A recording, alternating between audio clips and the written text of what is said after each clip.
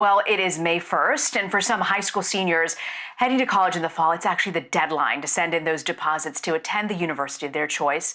One factor usually not in the education, the coronavirus pandemic, and the effect that it has on whether students will actually be able to enroll. Well, since 2011, long before COVID-19 hit, university enrollment has dropped 11%. In 2019 alone, there were 250,000 fewer students than the previous fall. Many cite high tuition costs and mounting debt. As Axios' Erica Pandey reports, the uncertainty around enrollment is putting a heavy financial strain on colleges, particularly during the pandemic. Many are enacting hiring freezes, they're cutting costs, and some, like the University of Michigan, are projecting losses up to $1 billion. Erica Pandey joins me now. She's a business reporter for Axios. Erica, thank you so much for joining us. Boy, this is supposed to be such an exciting time for kids and the parents of seniors as well, but you spoke to some of these students. How exactly are they planning for this fall? And how does the pandemic fit in sort of the larger trend that we were seeing in enrollment declines? I mean, just like we've been talking about every aspect of this pandemic, it's such a case-by-case thing for every student. I've talked to students who are planning to major in the visual performing arts, and they're thinking if it's going to be online classes in the fall, I just want to take a year off. There are other students who have been deciding between the lower cost local university or a higher cost private university in a different state. And now, they're thinking differently, and they're thinking maybe I should be closer to home in the middle of a public health crisis and spend less money if it's going to be all online classes. And all of this uncertainty is definitely adding to this greater trend of, as you said, enrollment declining at universities. It's really a problem for a lot of colleges because we were already in this debate of, is college really worth the cost? And this couldn't be coming at a worse time for America's universities.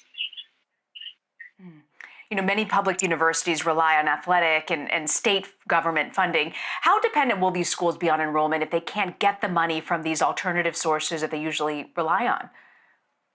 The pandemic is making America's already tuition sensitive and enrollment dependent universities even more so. Tuition revenue is hugely important when all of that on-campus revenue could be cut out, that athletic revenue could be cut out, room and board could be cut out. So now, as recently as last week, you saw colleges saying online classes in the fall could be likely. This past week, you're seeing more and more universities, big ones, come out and say, it seems like a fall on campus is a necessity, and here's how we're going to make that happen. So you've got some really large universities, North Carolina, Texas, for instance, that are planning to reopen in the fall. What do many schools believe the fall semester will look like, especially with this reality of e-distance learning? So, you've got, like you said, you've got colleges, big ones like Purdue, like the University of Nebraska. Even the president of Brown did an op-ed in the New York Times recently saying a physically open fall is something that we're trying to do, we're striving for. The reality is that many college presidents just don't know what's going to happen. And if you think 2 months ago on March 1st, we couldn't have seen what's coming. 2 months later is going to be a totally different story. But they are starting to think about certain measures. One could be inviting only the freshmen back to campus, as the most critical group that needs that on-campus orientation. Another could be spreading folks out, trying to get people to quarantine once they arrive on campus, forbidding students from too much socialization, keeping them in tighter groups.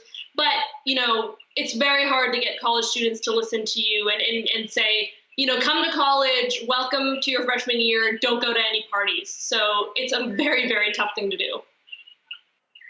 No, I just don't know how you socially distance. I just think in my time in college, it's so hard, whether it's the library, going to the gym, hanging out, going to, whatever. It's really tough. But I'm curious, I know you don't have a crystal ball, but what would you say could be the lasting financial impact, both for private and public universities as a result of COVID-19? There are a lot of colleges that, frankly and bluntly, if they don't open in the fall, they're going to have to close their doors in the next couple of years. So I think colleges are going to do everything they can to avoid that. But this crisis is definitely going to see the acceleration of a lot of colleges going over that financial cliff, and you'll see colleges close. I think that's why they're going to be pushing on testing, they're going to be pushing on tracing, and figure out some way, however that is, to open their doors. And like you said, we're all kind of watching these universities and thinking, how are you possibly going to do that? But I think some of them are going to try to pull it off. Erica Pandey with Axios. Thank you, Erica, for joining us. Thanks so much.